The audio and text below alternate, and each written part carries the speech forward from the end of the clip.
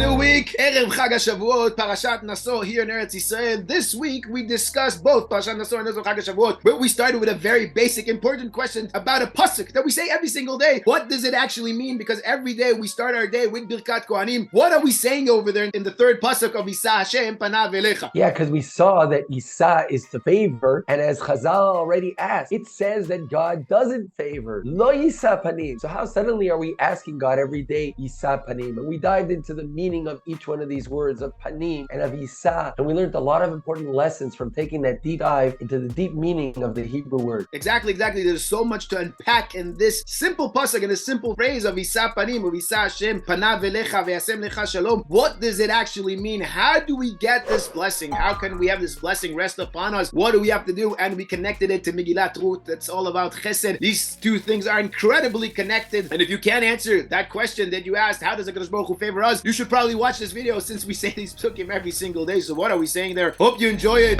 Take a look.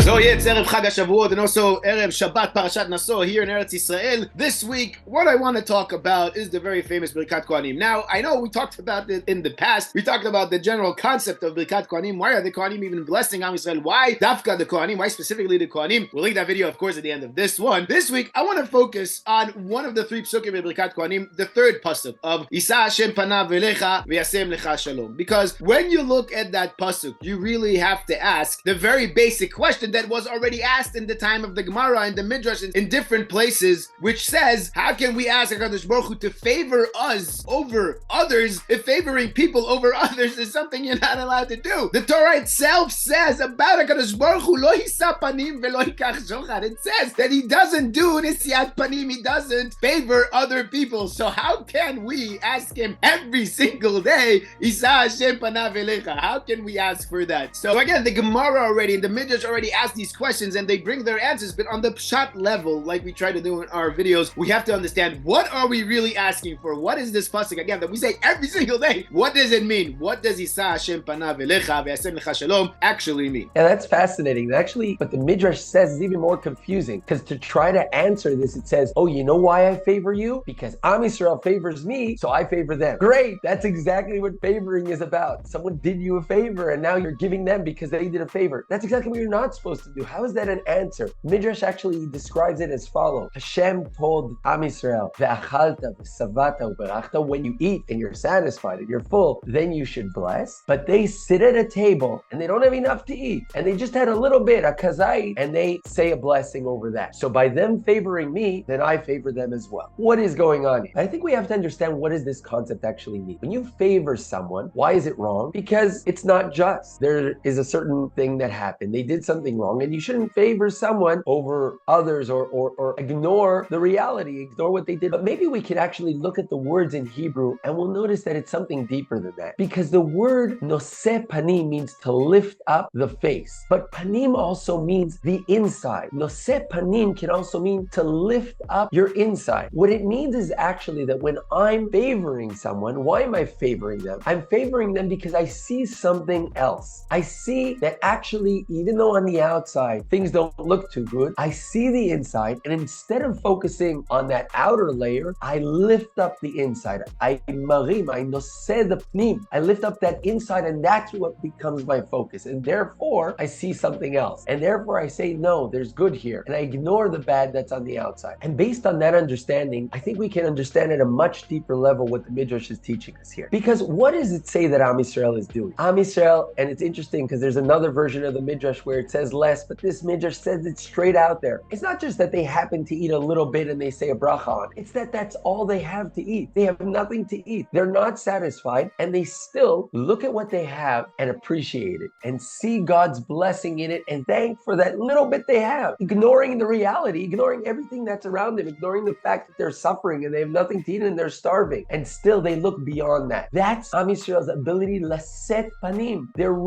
looking beyond that external level. They're seeing godliness, they're seeing bracha, they're seeing the blessing even in that little bit, even though right now it looks like it's a little bit, but they choose to focus on that little bit and to see that. And therefore, when they look at the world that way, when the way they look at the world is ignoring the external side of things and always seeing only what's deeper inside, seeing the blessing, even if it's hidden and covered in so many challenging layers, then says HaKadosh Baruch Hu, it's obvious that I'm Nesiat Panim. It's not favoring them and it's unjust. It is the most just. That's how they see the world. They see the world through looking on the inside and raising that inside. Then when I see them and focus on their inside, this isn't contradicting. It is exactly how they see the world. It is the most just thing that can be. And maybe that's all hidden in the language of the bracha. Because usually when we talk about the concept of Nesiat Panim, favoring, it's whose face are we favoring? I favor your face. Like with Yaakov Avinu when he says, Yisa Panav, that Esav will be Nose my panim. The person who's favoring someone else sees the face of the other person and raises it up. But the language here is the other way around. Instead of God seeing our face, Yisa Panecha, it says Yisa Panav. He sees his own face. And maybe that's exactly what we were saying. That's what the Midrash is teaching us. Because you see the world, you see everything God created on the inside, and don't get caught up on the external level of things, then when God sees your inside, when God focuses on your panim, he's actually Nosiat Panav. He's actually seeing his own face. He's actually revealing the inside, his inside, the inside of the entire universe, because he's choosing to focus on those who focus on that. So by choosing you, he's Nosiat Panav Elecha. Yisa Hashem Panav. Hashem will reveal his face, his inner side in the world by focusing on you and seeing your inner side, because you're the one who makes that choice every day to see the blessing in everything, to not only complain, to not only focus on what's bad, to see what you have in front of yourself. Look at that, see the godliness in it, and bless that. Very good what you're saying. Really, Nesiat Panim is not only to see the face and to raise that person, that face, but actually to look inside and to favor the good that's inside. And you know, when you think about it, also the word Nesiat has different meanings in Hebrew. This shoresh, nun, sin, aleph, also means subject, a topic, which means noseh, which when you think about it is exactly what you're saying. When you look inside and you see that good in the inside and you turn that good into the subject of everything, and you don't get caught up with the noise around it, with the different details that are just disturbing sometimes to see the good, when you don't get caught up by those things, when you look at that good thing inside and turn it into the subject, then you can favor. Then that is the good favoring. That is finding the good in a person, just like Reb Nachman famously says in Likutei Moharan, when you look at a bad person or somebody who does bad things, try to look for the inner good, for those good points, nekudot tovot. They might be very small, they might be very limited, but if you look at them and you focus at them and you turn them into the subject, then you can raise that person. Ve'od me'at v'itbonanta al mekomo ve'enenu. And soon, after a while of doing that again and again and again, and looking for the good and emphasizing the good and adding more good to that good, then slowly that rasha, that bad person, that wicked person will disappear. That's what Reb Nachman says. And maybe this is exactly what we're discussing here. What we're asking HaKadosh Baruch Hu here is for him to look at the good we are doing, to look at the good that we are trying to achieve and focus on that, not to be distracted by the noise around that cancels that good, or that noise that tries to drown out that good, and not to pay attention to it. You know, also in the business world, this is the most basic lesson in PR, that you try to focus on the good and turn the good into the subject. This is what we're asking HaKadosh Baruch Hu to do here. And again, another thing that we mentioned in the past, also but worth mentioning here too, we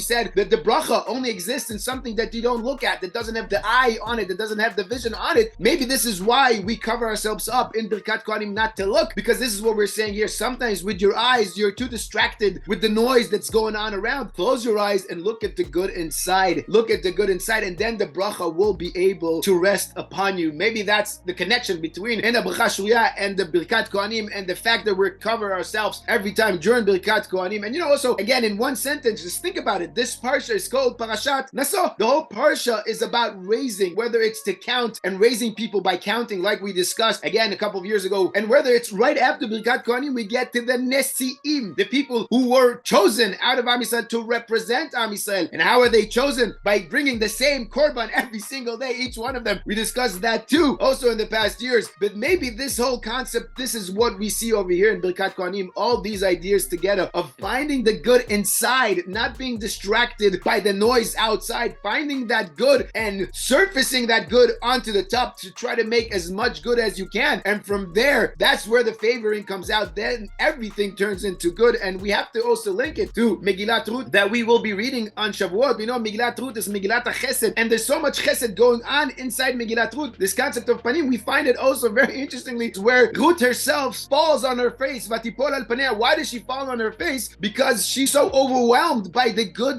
that Boaz is doing for her, and she asks him, why are you so much favoring me? Lama ata Nesiat Panim. She doesn't say Nesiat Panim, but that's what she's asking. Why are you favoring me so much? And what does Boaz answer? Boaz answers her, because you were so good, not to me, to know me. You were so good to know me. That's why I am favoring you. He saw so much chesed in Ruth. There was so much chesed about her being, that it influenced him to bring even more chesed to her, to do more chesed to her. And then later on, we see him telling Ruth, Heitav chasdecha acharon min harishon. Your chesed that you continue to do is even greater. And this whole chesed, the chesed she did with Naomi, led into the chesed that Boaz did with her, which led into chesed she's doing with Boaz, and then led eventually to David HaMelech, which will eventually lead to the Mashiach. This is why Megillat Rut is all about chesed. This is what happens when you favor the good, when you look for the good inside and you raise it and you focus on that and you favor it, then more and more good is going to happen. Maybe this is also what David HaMelech himself says in Tehillim, V'aboteach ba'Hashem, chesed yisovevenu, rabim machovim larasha. The pasuk starts, a Rasha has many things that pain him, but the person who trusts HaKadosh Baruch Hu has chesed all around him. It's not that they have different things happening to them. Both of the people might have the same things happen to them, but the Rasha doesn't see HaKadosh Baruch Hu, but the person who does trust HaKadosh Baruch Hu, puts his faith in HaKadosh Baruch Hu, knows that everything is for the good. So then he's surrounded by chesed. This is what it means to focus on the good. And when you focus on the good, then you will be surrounded by chesed. This is what Megillat Rut teaches us.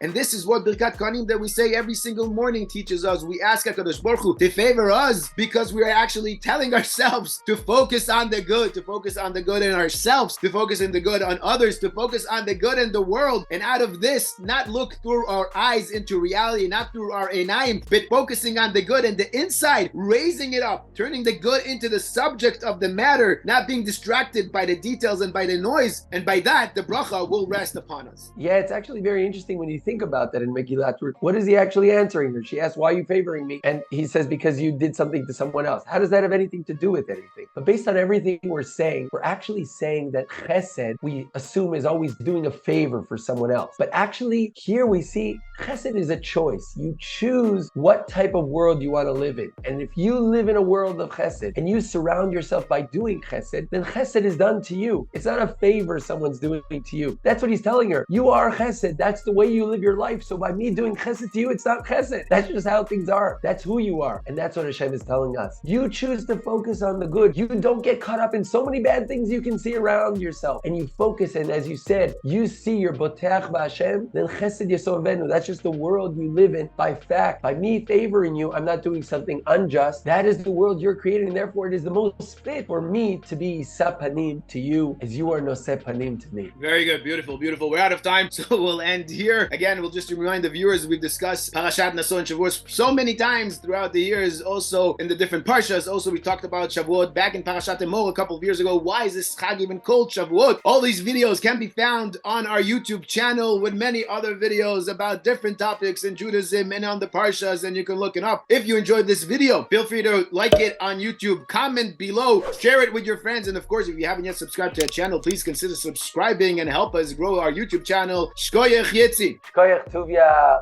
Chag Sameach, and Shabbat Shalom. Chag Sameach, Shabbat Shalom, and may we all be zochet to accept the Torah all over again for a beautiful new year of learning Torah throughout the entire year. And in Mr. We'll talk again next week.